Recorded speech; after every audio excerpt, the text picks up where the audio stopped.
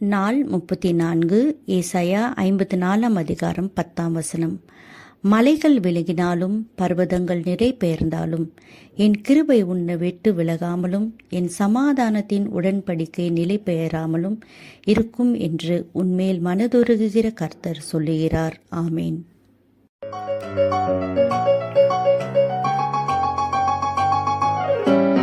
மலைகள் விலகி போனாலும் பர்வதங்கள் பெயர்ந்து போனாலும், மலைகள் விலகி போனாலும் பர்வதங்கள் பெயர்ந்து போனாலும், அவர் கிருபை அவர் இரக்கம் மாறாத எந்த வாழ்விலே, அவர் கிருபை அவர் இரக்கம் மாறாத எந்த வாழ்விலே.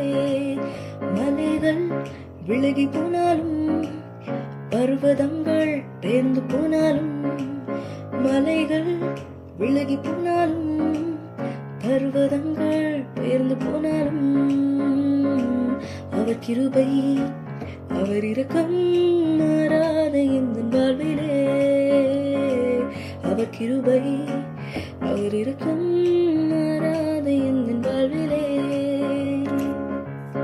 கிறிஸ்துவுக்குள் அருமையானவர்களே, இன்றைய நாளின் சிந்தனை பொருள் மனதுருகும் ஆண்டவர்.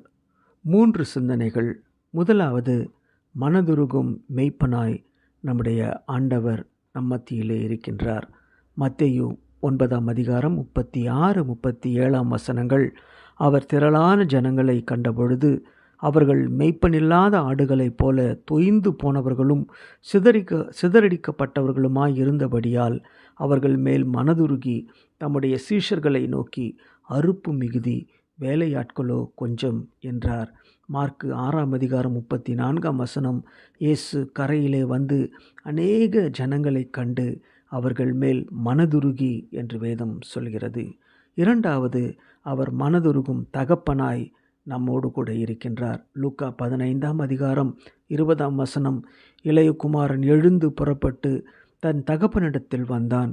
அவன் தூரத்தில் வரும்பொழுதே அவனுடைய தகப்பன் அவனை கண்டு மனதுருகி ஓடி அவன் கழுத்தை கட்டி கொண்டு அவனை முத்தம் செய்தான் என்று வேதம் சொல்கிறது. மூன்றாவது, அவர் மனதுருகும் சமாரியனாய் நம்மோடு கூட இருக்கின்றார்.